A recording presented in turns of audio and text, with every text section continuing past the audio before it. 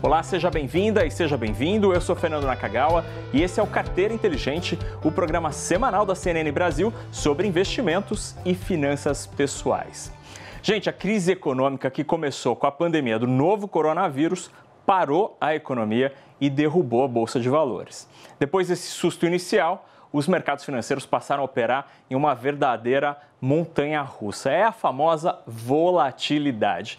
Enquanto alguns mergulham no pânico desse sobe e desce, outros encaram como sendo uma ótima oportunidade de ganhar dinheiro. E é exatamente sobre isso que eu converso aqui no Carteira Inteligente dessa semana com o Rodrigo Vaz, que é diretor de Private Banking do Banco Fator, que está com a gente aqui pela internet direto de Campinas, e também aqui no estúdio, Alberto Amparo, que é analista de investimentos da Suno Research. E eu começo dando muito obrigado aos dois convidados hoje, ao Rodrigo e ao Alberto, e começo a nossa conversa perguntando uma coisa bem básica para o nosso telespectador entender do que a gente está falando. O que explica esse sobe e desce do mercado, o mercado tão volátil nesses momentos de incerteza, Alberto? Bom, no momento com tantas incertezas, coronavírus, a atividade econômica caindo, a receita das empresas acaba caindo e poucas pessoas, na verdade nenhuma pessoa sabe quando essa situação vai se normalizar, né? E o que é uma ação de uma empresa? A ação de uma empresa é um fragmento da empresa, então o valor dela advém do tanto de dinheiro que essa empresa gera. E as pessoas não sabem quantificar, né, quais serão os impactos desse coronavírus, quando que essa situação vai se normalizar. Então, como o preço das ações é formado pela opinião das pessoas, quando as pessoas estão dispostas a pagar e a vender, as pessoas elas estão com muita incerteza sobre quanto é o valor justo de quanto uma empresa vale. Quanto essa empresa vai estar me gerando de dinheiro ano que vem? Será que já, por exemplo, uma empresa da companhia aérea, será que quando as pessoas vão voltar a fazer viagens, será que as pessoas vão ter o mesmo interesse por viagens quando voltar a atividade econômica? E os resultados operacionais das empresas, eles dependem disso. Então, como ninguém sabe o futuro, a volatilidade, né, as pessoas agem por 1001 motivos. As pessoas, às vezes, elas não querem perder dinheiro, não sabem onde vai estar a cotação mês que vem, ou o cara, ele acha que a empresa realmente não vai ter mais competitividade depois disso. Então, a volatilidade, ela advém da incerteza das pessoas. As pessoas não sabem estimar com precisão quanto vale cada ativo. Bacana. Rodrigo, agora eu te pergunto ainda sobre essa explicação da volatilidade, né? Os economistas relacionam a volatilidade com risco. Isso é bom ou ruim para o investidor? Bom, Fernando, obrigado por receber a gente aqui no seu programa. É uma honra.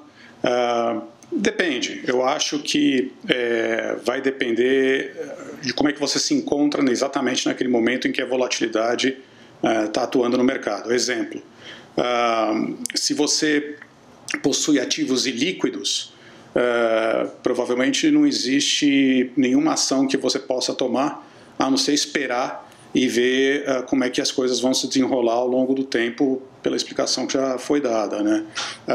Mas se você tem uma carteira de ativos líquidos ou possui algum tipo de recurso em caixa, ela pode ser muito sua amiga, no sentido que você vai comprar os mesmos ativos que você já possui por preços descontados, né? Uhum. Eu acho que depende da situação em que o investidor está. A gente olha para essa situação sempre pensando em diversificação. Se você tiver uma carteira diversificada, provavelmente você tem uma parcela dela em ativos ou até mesmo em caixa líquidos e você consegue se aproveitar dessa oportunidade. Bacana, então, só para explicar aqui uma coisa que o Rodrigo nos estava dizendo, a liquidez ou um ativo ilíquido ou líquido é a capacidade que você, investidor, tem de conseguir vender aquilo com rapidez, com celeridade, né? Porque tem muito ativo que, de fato, é ilíquido. A gente já até brincou aqui no programa, num outro episódio, sobre um carro amarelo, que às vezes é difícil de vender. Ele pode ser o melhor carro do mundo, mas que às vezes é difícil de vender. Então, essa liquidez ou a iliquidez de um ativo financeiro é essa capacidade ou não que você tem de conseguir vender rapidamente alguma coisa. E, Alberto, como que a gente mede a volatilidade dos ativos financeiros? Existe uma métrica para isso? Você pode usar o beta, né, para calcular o risco, que advém da quanto mais varia o preço dessa ação, maior vai ser o beta, mais vai ser a volatilidade dessa empresa. Uhum. Então, basicamente, o beta a volatilidade é a variação no preço da empresa, né? E o que acontece? Por que eu, por exemplo, acredito que a volatilidade pode ser algo benéfico. Se você entende que você está comprando, vamos pensar, o valor de algo, ele não advém da opinião das pessoas. O valor de uma empresa advém de quanto dinheiro essa empresa pode gerar ao longo do tempo. Né? Então, se a gente fosse avaliar, se você fosse comprar uma fazenda que não está na Bolsa de Valores, como você ia avaliar essa fazenda? Você vai falar, minha fazenda ela tem não sei quantos hectares, eu produzo não sei quantos sacos de soja por hectare, eu vendo soja por ano, e eu sei que vai ter a variação no preço da soja, vai ter a variação na chuva, mas na média, em 10, 20 anos, eu vou tirar isso daqui de dinheiro da minha fazenda. E você vai avaliar quanto vale a sua fazenda com base no tanto de dinheiro que você consegue tirar dela. Justo? Agora, em momentos de volatilidade, né, pensa que essa fazenda está listada na Bolsa de Valores. Você tem um Joesley Day, você tem uma greve dos caminhoneiros, você tem até o momento do coronavírus, você vê essa fazenda caindo 30%. Se você não entende a capacidade de geração de dinheiro dessa fazenda, você pode se sentir 30% mais pobre e falar, vou vender para não perder mais. Mas agora, o investidor que conhece a fazenda dele, sabe quanto de dinheiro ela vai dar para ele nos próximos 10, 20 anos, ele sabe que aquela fazenda, a capacidade de geração de dinheiro dela no longo de 10, 20 anos não ficou 30% pior. Então, isso seria uma oportunidade de compra. Agora, a volatilidade ela só é amiga do investidor que conhece o investimento que ele está comprando. Porque se você compra no escuro, você está à mercê da volatilidade. Você não sabe se a volatilidade é a perda de fundamento da empresa ou se a volatilidade são simplesmente as pessoas reagindo a uma incerteza. Muito bem. E, Rodrigo, você disse que quando o investidor tem caixa e ativos mais líquidos, ele consegue aproveitar dessa situação e se posicionar de uma maneira que vai render lucros ali na frente. Como é que é a maneira mais adequada do investidor, do telespectador, entrar num ativo financeiro num momento de volatilidade? Agora começando a falar de estratégia mesmo. Olha, a primeira parte é o que foi falado. Você precisa entender o ativo, você precisa estudá-lo, né? Se for um fundo imobiliário, quais são os imóveis, que tipo de estratégia o gestor segue?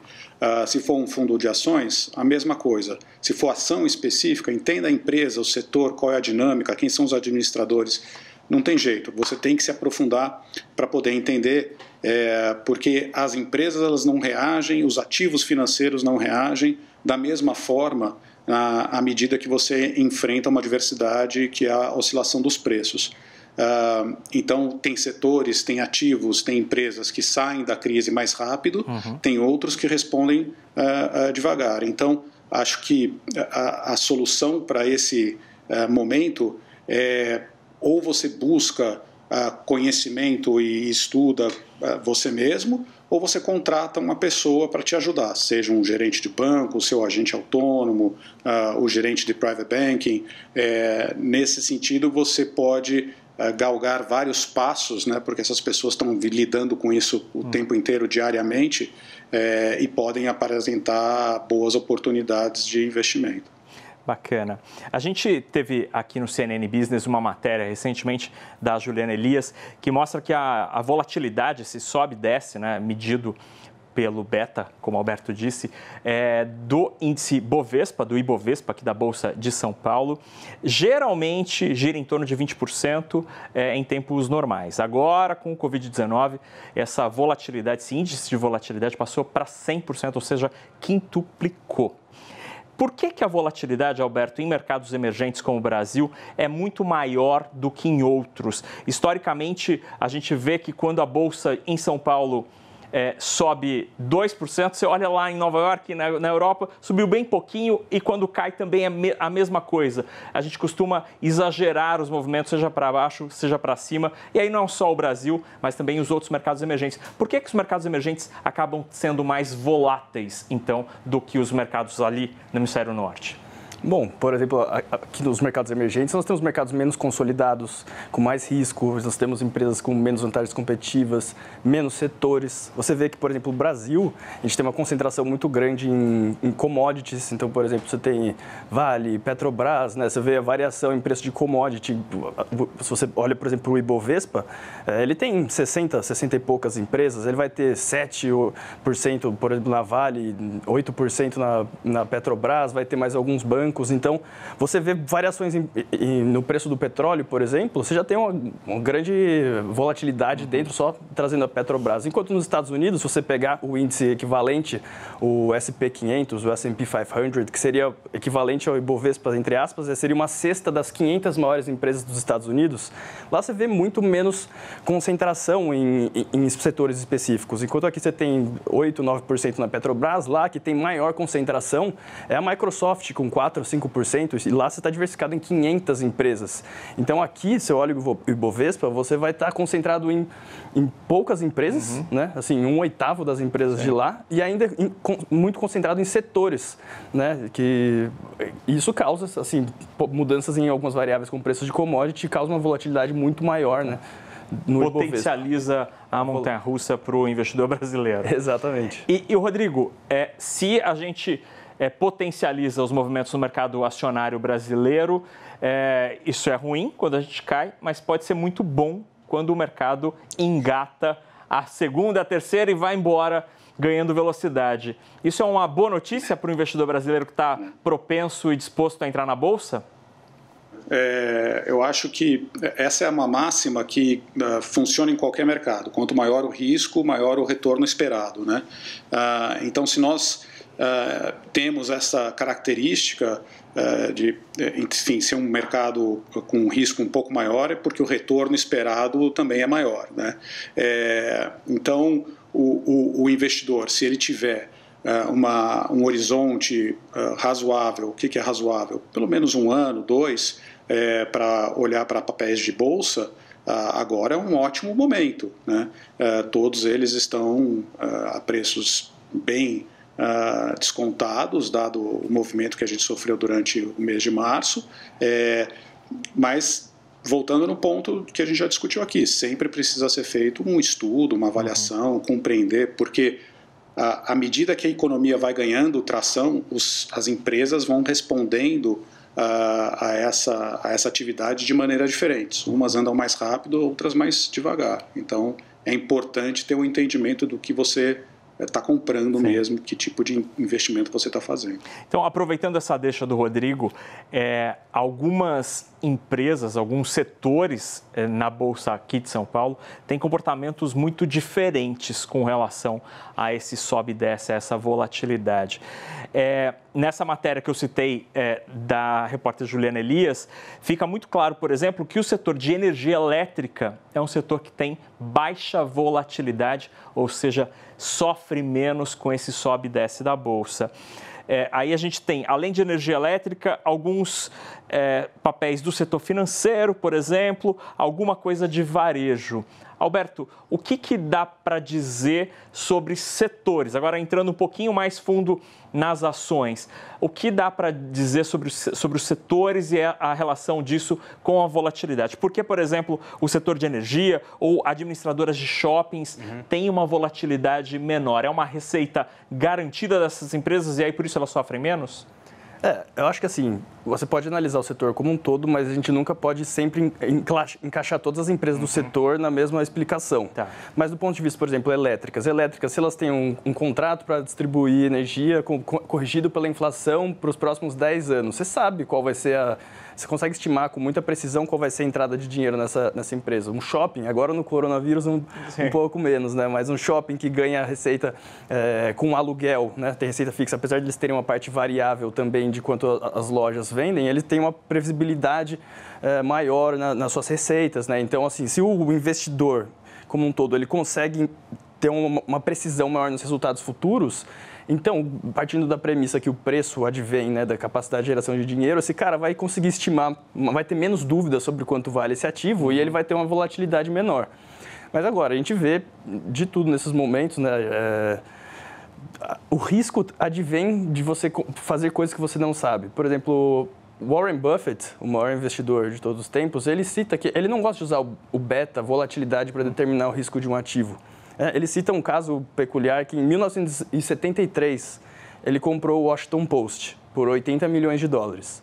E ele fala que o Washington Post ele valia $80 milhões, estava passando por um pessimismo, mas só de ativo ele tinha $400 milhões. Então ele falou assim, eu estava pagando 80 milhões de dólares, estava dando 400 milhões de dólares em ativo, e se eu tirasse esses ativos do Washington Post, que estava com pessimismo, e vendesse no mercado, eu conseguiria vender por 400 milhões de dólares. Então ele fala assim, eu estava comprando 400 e pagando 80.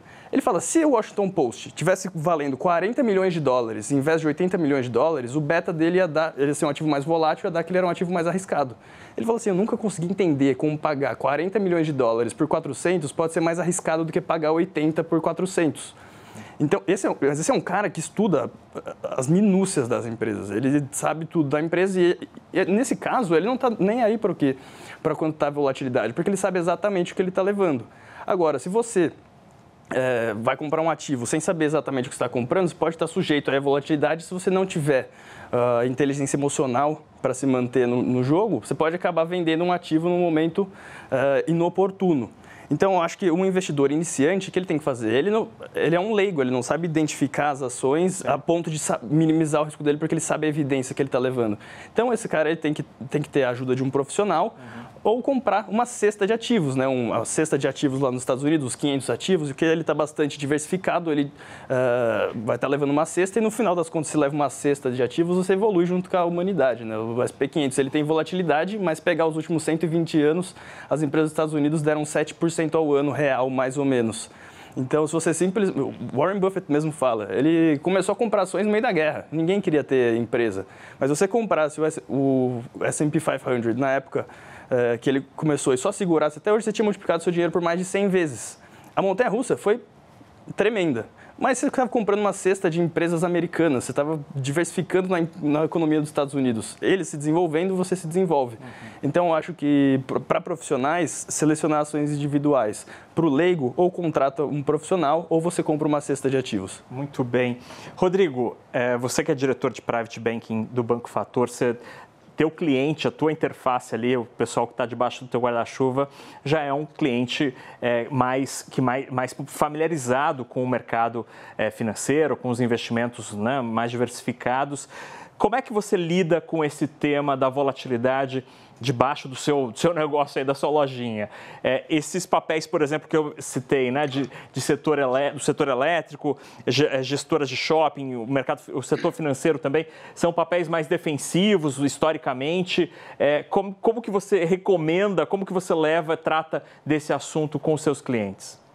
Olha, normalmente, Fernando, a gente sugere para o cliente contratar um profissional.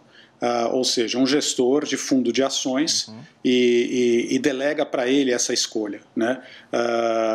Ele vai estar muito mais em cima das informações, fazendo os estudos, as análises e vendo os cenários possíveis para os investimentos que vão ser feitos. Qual é o nosso papel para ajudar os nossos clientes? É selecionar o bom gestor de fundo de ações, né? E para isso nós temos todo um processo de análise, verificação. E uma das coisas que é mais importante nesse trabalho que a gente faz é justamente entender como é que esse gestor reage em momentos de crise, em momentos de altíssimo risco, altíssima volatilidade.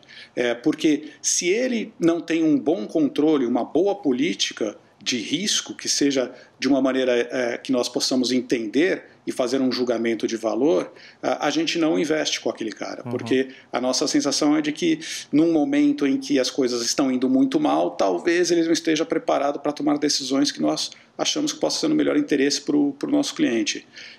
Então, do ponto de vista de sugestão, para falar só de um tipo de ativo que seriam ações, a gente prefere, numa primeira etapa, delegue a decisão de qual ação vai comprar para uma pessoa que passa o dia inteiro estudando, como foi alentado aqui, especificamente esses ativos, tá? E deixa que a gente toma conta dele, né? Ele tem os controles, ele tem equipe, ele tem uma capacidade intelectual que, enfim, possa trazer bons frutos, ele tem um processo de investimento claro. A gente gosta disso porque com um investimento às vezes de R$1.000 ou até menos, R$100, você investe no fundo e tem lá 30, 50 ações. Já está diversificado logo no começo. Então, é por aí que a gente procura atender o nosso cliente. E, Rodrigo, nesse momento que a gente teve uma queda muito expressiva no mercado financeiro global, né? Aqui no Brasil não foi diferente. Alguns fundos de ação tiveram um desempenho bastante pior do que o Ibovespa, até pela concentração em alguns papéis.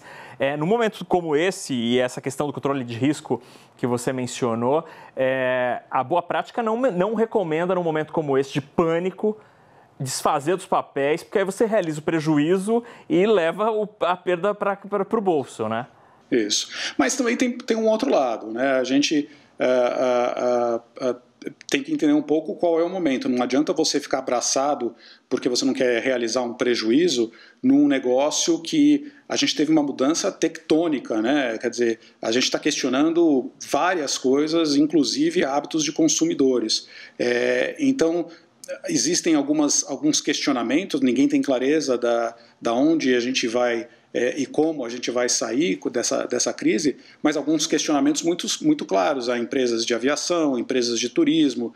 E aí acho que fica um questionamento de que vale a pena você ficar ali, porque talvez esta empresa demore mais tempo para recuperar. Ao passo que você, realizando, entre aspas, o prejuízo daquela posição, você pega uma outra oportunidade que talvez reverta aquele prejuízo num período um pouco mais rápido. Tá? Então, tem que tomar um pouco de cuidado com essa, vamos dizer assim, com essa metodologia de não realiza o prejuízo, porque a gente brinca que a gente trocou o cavalo, né? A gente estava num cavalo que a gente gostava bastante, tem um bom trote, vai bem, mas agora mudou, né? Era o piso de grama, agora foi para o piso de areia. Talvez no piso de areia eu tenha que usar um outro cavalo porque ele vai melhor ali, né? Então, é verdade, não realize o seu prejuízo, mas também não precisa ficar abraçado com uma história que talvez não se pague, entendeu? Tá. Às vezes é bom, se você está numa montanha-russa que caiu muito rápido, às vezes você troca e a subida da montanha-russa do lado pode ser mais rápida e melhor, né, do que a originalmente em que você estava.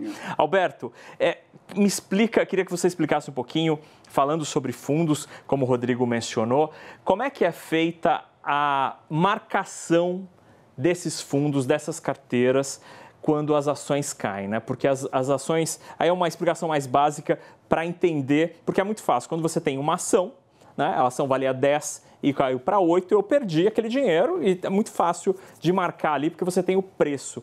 Mas no caso de um fundo, como é que é feita essa marcação? Explica um pouquinho para o nosso telespectador essa marcação ao mercado, como o termo é usado. Basicamente, a variação vai ser, você vai ter que ponderar, né, a variação de cada empresa dentro da carteira do gestor do fundo, a variação dessa empresa com relação ao peso dessa empresa, né, dentro do portfólio do fundo. Basicamente, se o cara tiver 10% na Petrobras, a Petrobras cair 10%, ele vai cair 1% o fundo, e vai ponderando pelo que ele tem. Mas, assim, a gente não tem que se prender também simplesmente à volatilidade num gestor de fundo. Tem uma estatística, um fato muito bom.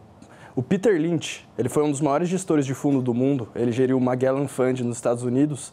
Ele fez 29,1% ao ano de rentabilidade ao longo de 13 anos. Então, se você só colocasse dinheiro com o Peter Lynch lá no ano 1 e tirasse no ano 13, esses 29% ao ano iam ter multiplicado seu dinheiro por 30, certo? Só que 4 a cada 5 cotistas desse fundo perderam dinheiro. Por quê? Porque o cara teve um resultado sensacional, 13 anos multiplicou por 30. Só que o cara queria comprar num fundo, ele ia na gestora, ia em algum corretor, em qualquer lugar, via o fundo que teve maior rentabilidade nos últimos 12 meses. Ele olhava o fundo do Peter Lynch e falava, caramba, subiu pra caramba, vou comprar aqui. Aí ele comprava o fundo do Peter Lynch, vinha a volatilidade natural do mercado, caía, o cara, como ele não fazia a menor ideia o que estava acontecendo ali, ele se sentia mais pobre e vendia. Aí ele vendia, voltava a subir o fundo, afinal o Peter Lynch é um excelente alocador de capital, e as pessoas voltavam a comprar. Enfim, no final das contas, você ficar se prendendo muito à volatilidade, você pode ser seu pior inimigo. Sim. O Warren Buffett, ele diz assim, depois que você tem, sei lá, 100, 120 de QI nos investimentos, não é ter 200 de QI que vai fazer você ser um melhor investidor, é você ter inteligência emocional. E a inteligência emocional advém de você saber muito bem da capacidade do gestor que está tocando seus investimentos, ou você entender profundamente cada empresa que você comprou por conta própria. Então, eu acho que mais do que o valor de uma empresa, ele advém da capacidade de geração de dinheiro dela em 10, 20 anos. Se para pensar assim que a gente avalia a fazenda ou qualquer coisa. Se o investidor ele se sente 5% mais rico ou 5% mais pobre, se a ação dele cai 5% ou sobe 5% de hoje para amanhã, muito provavelmente está errado, porque a capacidade de geração de dinheiro dessa empresa não ficou 5% melhor, 5% pior de hoje para amanhã. Então, assim, eu acho que a parte principal é a inteligência emocional, saber o que você faz e conhecer, como foi dito, assim, a qualidade do gestor, realmente ver e não ficar tentando adivinhar a volatilidade. Muito bem. Rodrigo, então com esse sangue frio que a gente tem que ter para manejar o dinheiro, o que você diz para os seus clientes, qual é a dica que você dá para o nosso telespectador sobre como escolher fundos de investimento? Que premissas a gente tem que ter na hora de escolher o fundo, desde olhar a gestora, a taxa de administração, a volatilidade eventualmente, né, a composição da carteira. Conta um pouquinho como que é o caminho das pedras para escolher um fundo de investimento ou fugir de algum fundo de investimento, né? Boa. Perfeito. Vamos lá. Acho que tem alguns blocos que você precisa focar. O primeiro é a estrutura, né, da gestora. Quantas pessoas trabalham lá? Se você está dependendo só de um cara, ele tem uma equipe, ele tem gente que dá apoio para ele na parte de análise, controle de riscos, sistemas. E o legal dessas informações, Fernando, é que elas estão disponíveis na internet, no site do gestor, num formulário que se chama formulário de diligência da Anbima, e ele é padronizado. Então, por ser padronizado, você consegue comparar os vários gestores que você está analisando. E ali a informação fica bem clara de que quem tem mais infraestrutura, quem tem um time mais robusto, mais experiência, isso sem dúvida nenhuma tem que ser um fator de avaliação. Tá? Eu acho que a segunda coisa é que todo gestor ele possui uma estratégia. Você mencionou aí de alguns fundos que tiveram perdas significativas, porque a estratégia dele é uma estratégia mais arriscada. Eu compro alguns papéis, com certeza concentro a carteira e vejo ali uma disparidade entre o valor potencial e o valor que está de mercado daquela empresa, e eu acredito nisso, porque eu fiz o meu trabalho. Isso é diferente de um gestor que tem uma carteira com 10 ações mais, 30 ações mais, e espalha um pouco mais esse risco, né? Então você precisa entender essa estratégia, que seria o segundo ponto. O terceiro ponto você tocou e ele é muito importante. Os fundos eles cobram taxa de administração e, às vezes, taxa de performance. Entenda como é que essas taxas são cobradas e compare as taxas. Tá? Quando você faz isso, você faz, estou pagando por isso. Faz sentido eu pagar 2%, 0,5%, 1% para esse gestor? Né? Esse é o preço que você está pagando para contratar aquela pessoa. Né? Então, eu acho que essas três coisas precisam ser avaliadas antes de investir num fundo. E, Alberto, é possível, nessa escolha de um fundo, de escolher a carteira para onde eu vou mandar o meu dinheiro, é possível também a gente olhar a composição daquilo, né? Como é que isso deve ser encarado pelo investidor? O investidor ele tem de olhar ali dentro quais são as peças daquele quebra-cabeça? Bom, uma coisa que é possível o investidor fazer, você pode entrar no site da CVM e você pode checar a composição da carteira do fundo desse gestor. É claro que ela vai ter uma discrepância, acho que tem um atraso de 3 meses, né? Mas assim, um investidor em casa, ele pode, por exemplo, copiar a carteira de do gestor que ele quiser, só que com 3 meses de delay, e não pagar exatamente as taxas 2%, 20%, né? E eu acho que, assim, para o gestor merecer a taxa de administração, a taxa de performance, ele tem que, no mínimo, conseguir bater o índice, né? Assim, nos Estados Unidos, o S&P 500 e aqui no Brasil, o Ibovespa. Porque um dos investimentos é um mundo que é muito fácil você ser mediano. É só você comprar um ETF exposto ao S&P 500, ou seja, você está comprando 500 maiores empresas dos Estados Unidos, você vai pagar uma taxa de administração lá nos Estados Unidos de 0,09% ao ano, que é minúscula, E você pode só deixar isso daí investindo consistentemente ao longo da sua vida, que você vai bater, da última vez que eu olhei a estatística, que 80% dos gestores profissionais perdem para o SP500. O SP500 que qualquer pessoa pode comprar sem saber nada, você está comprando uma cesta de empresas. Então, antes de você alocar num gestor que você vai remunerar ele por isso, você tem que olhar não um ano de performance dele, você tem que olhar 5 anos, 10 anos e ver se esse cara consistentemente, assim, no período de 10 anos, ele conseguiu bater o mercado. Porque se esse cara te entrega uma rentabilidade inferior à do S&P 500, do SP500, e ele te cobra 2% ao ano, você teria muito mais dinheiro no final de 10, 20 anos, você simplesmente comprasse o ETF e deixasse lá, e pagasse muito menos taxas de administração. Tanto que é exatamente isso que o Warren Buffett quer fazer com a fortuna dele quando ele falecer, né? Quando ele deixar a gente. Ele tem, sei lá, 80 bilhões de dólares, ele quer deixar 90% num ETF baixo custo de 500 empresas diversificadas e mais 10% em renda fixa. Então, tem que estudar, sim, de fato, o histórico do gestor e ver se ele realmente merece ser pago pelo que ele está fazendo, né? E como as pessoas, vamos dizer, são leigas, elas não se atentam a essas taxas.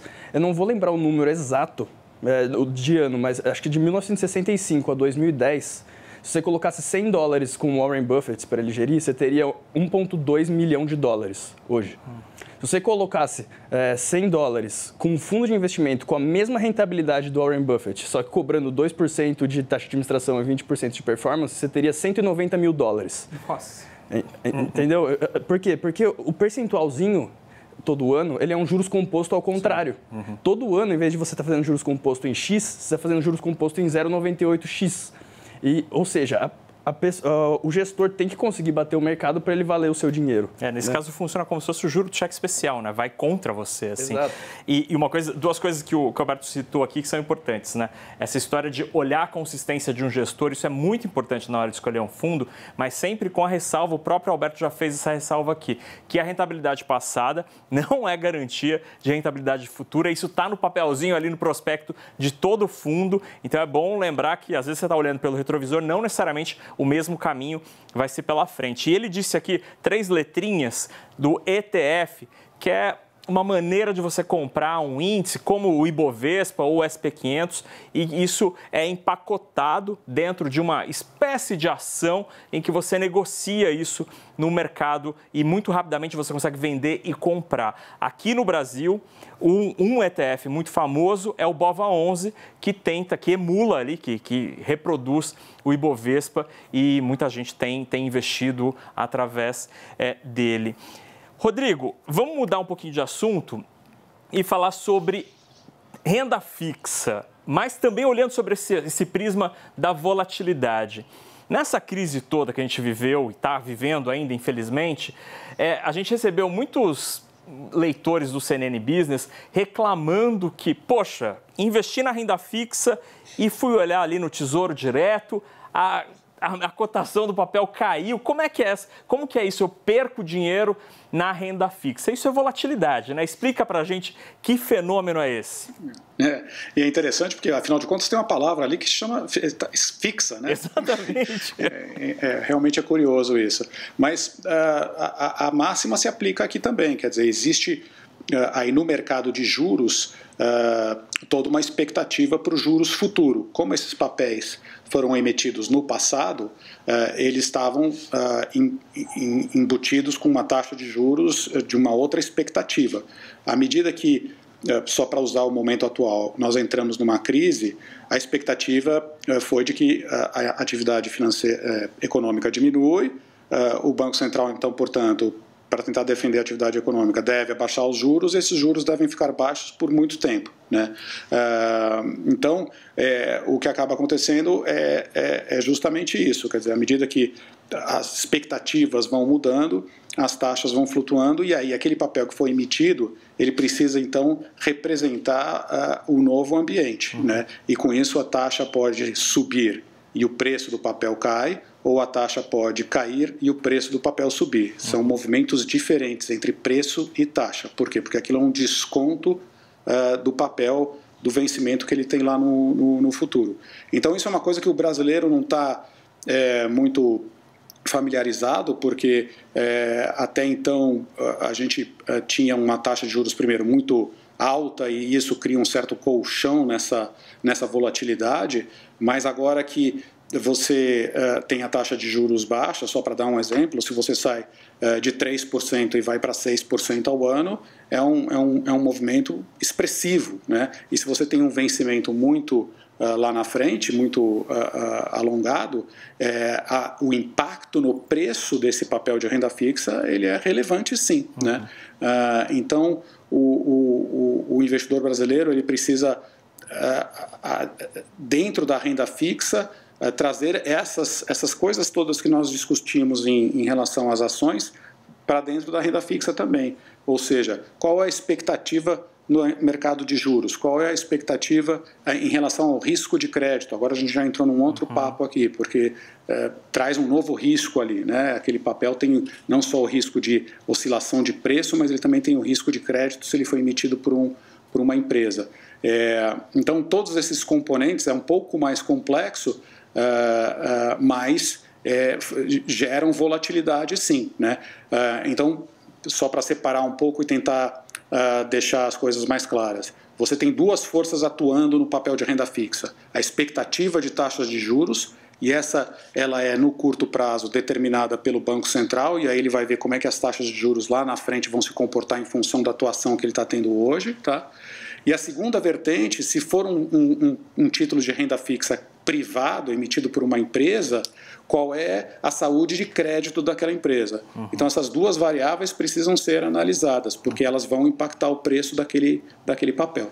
Bacana, olha, esse é um ponto bem importante, e se você tem dúvidas, quer saber sobre essa história de risco de crédito, quer o risco da empresa para quem você está emprestando dinheiro simplesmente não te pagar e dar um calote. A gente falou sobre isso no episódio sobre renda fixa, então procura aí no site do CNN Business ou no seu tocador de podcast que a gente falou sobre isso, explicamos como escolher papéis aí nesse mundo tão grande da renda fixa. Para terminar o programa, antes de terminar o programa, eu vou fazer uma pergunta para os dois, quero ouvir os dois muito rapidamente em 1 minuto. Alberto, me conta, dá a dica para o nosso telespectador das estratégias, do que olhar e o que você está olhando hoje para o investidor que vai se posicionar neste momento.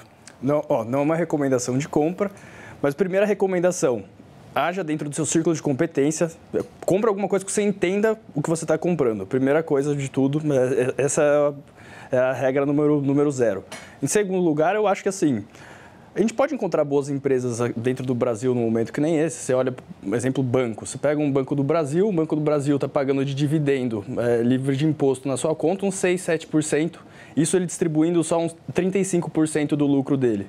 Então é como se você estivesse pagando aí umas 5 vezes. O banco está pagando lucro de 5 vezes o lucro dele do último ano.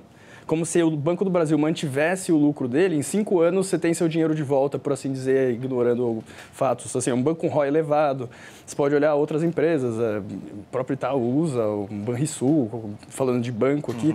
Então, acho que assim, não compre nada, não estou recomendando o Banco do Brasil nem nada, mas olhe as evidências, olhe o quanto de retorno você está tendo sobre o capital que você está investindo, né? Se você compra o banco pagando 5 vezes o lucro dele, ele mantém, é como se tivesse 20% ao ano de um negócio desse. Claro que vai ter volatilidade, você tem que conhecer o seu perfil de risco, mas eu diria, compre ações, né? Assim, a ação é a classe de ativo que mais deu retorno se você olhar desde sempre, porque você está comprando a participação de uma empresa e a participação no lucro dessa empresa. Então, eu acho que atue dentro do seu círculo de competência, invista para o longo prazo, seja paciente e é basicamente isso. Muito bem. Rodrigo, e a sua dica para o telespectador que tem uma graninha ali e quer investir em tempos de pandemia? Qual que é a estratégia? Olha, a gente primeiro gosta assim de ações então, como a sugestão já foi dada, eu assino embaixo, eu vou dar uma sugestão talvez para o cara que tem um perfil um pouco mais conservador, que é comprar as NTN-Bs. E por que a gente gosta dessa estratégia? Porque a gente tem uma certa preocupação que ela não é para agora, mas mais lá para frente, com a inflação. A inflação ela vai ficar baixa por um bom tempo, porque não tem tração na economia. Mas um dia essa pandemia passa e a atividade começa a voltar. E aí o nosso questionamento é que a taxa de juros da Selic ela está muito baixa e não te dá nenhum colchão. E se a inflação corre na frente e o Banco Central demora para agir, você provavelmente pode ficar carregando uma posição que a inflação está mais alta do que a Selic por algum tempo. A gente gosta das NTN-Bs porque elas te dão essa proteção contra a inflação. Então, é a garantia de que o seu dinheiro está tendo uma remuneração acima da inflação. Por isso que a gente gosta desse papel. Muito bem, então aí, ó, anote, hein? Então, ó, o Alberto disse aqui as ações e especialmente o setor bancário, que ele mencionou algumas empresas que têm números consistentes, e o Rodrigo, as NTN-Bs, que são os papéis do Tesouro Nacional, que te pagam a inflação, independentemente de onde ela estiver, ela pode ser 0, ela pode chegar a 100, eles vão te pagar essa inflação mais um juro, ou seja, você vai correr à frente dos preços e não vai perder poder de compra. Gente, muito obrigado ao Rodrigo Vaz, que é o diretor de Private Banking do Banco Fator, que conversou com a gente aqui pela internet direto de Campinas. E também muito obrigado para o Alberto Amparo, que é analista de investimentos da Suno Research. Muito obrigado aos dois. Para você rever os nossos programas, você pode acessar www.cnnbrasilbusiness.com.br. Você encontra os nossos vídeos e também a versão na íntegra do Carteira Inteligente no formato podcast, que também está em todos os principais agregadores de podcast. A gente volta na próxima semana, sempre para tirar todas as suas dúvidas sobre investimentos e finanças pessoais. Fique ligado e até lá!